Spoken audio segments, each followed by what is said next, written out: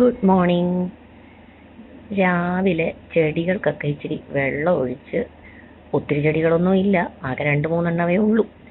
ഉള്ളതിനൊക്കെ വെള്ളമൊക്കെ ഒഴിച്ച് പയ്യെ ഫ്രിഡ്ജ് ചെന്ന് തുറന്നു നോക്കിയപ്പം കാര്യമായി ഒന്നും തന്നെ ഇരിപ്പില്ല.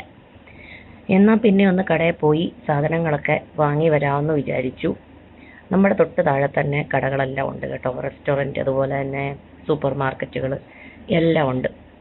അപ്പം എൻ്റെ മൂത്തയാൾ ഉറക്കമാണ്, ഇളയാൾ രാവിലെ തന്നെ കണ്ണും മിഴിച്ച് വന്നിരിപ്പുണ്ട്. അപ്പോൾ മൂത്തയാളെ ഹസ്ബൻഡിനെ ഏൽപ്പിച്ചിട്ട് ഇളയാളെയും കൂടെ കൂട്ടി ഒന്ന് പുറത്ത് പോകാമെന്ന് വിചാരിച്ചു. അപ്പോൾ ആ പോകാനായിട്ട് ഉള്ള ഒരു ഒരു സന്തോഷമാണ് ആ കാണുന്നത്. അങ്ങനെ ഞങ്ങൾ താഴെ ചെന്നു. അവിടെയെങ്ങും വലിയ തിരക്കും ബഹളവും ഒന്നും തന്നെ ഇല്ല. ഇവിടം വരെ ഓടുകയുള്ളൂ, മുമ്പോട്ട് ഓടത്തില്ല. കാര്യം അറിയാം, വണ്ടി വരുന്ന വഴിയാണ് എന്നൊക്കെ അറിയാം, അതുകൊണ്ട് അവിടം വരെ ഓടുകയുള്ളൂ. എങ്കിലും ഞാൻ പുറകെ നിന്ന് ഓടണ്ടടാ എന്നൊക്കെ ഒന്ന് അലറി. അതിനുശേഷം അവനെയും കൊണ്ട് ഞങ്ങൾ 2 പേരും കൂടെ റോഡിനപ്പുറം കാണുന്ന കടയിലാണ് നമുക്ക് പോകേണ്ടത്. വഴിയിലെത്തിയപ്പോഴും വലിയ തിരക്കൊന്നുമില്ല, വണ്ടിയൊക്കെ നന്നേ കുറവായിരുന്നു.